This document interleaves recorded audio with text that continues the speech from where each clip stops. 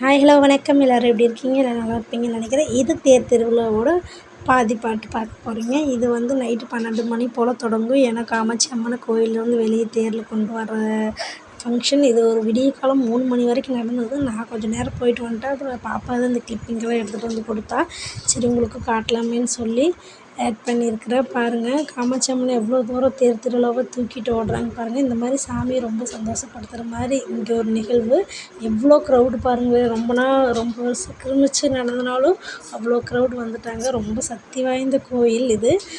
அப்புறம் அதுக்கப்புறம் எல்லாமே பார்த்துட்டு ஒரு விடிய காலம் 3 மணி ஆயிடுச்சு. அப்புறம் நெக்ஸ்ட் டே மார்னிங் வந்து எப்பயும் போல் நான்வெஜ் தான் எடுத்து சமைச்சிருந்தாங்க.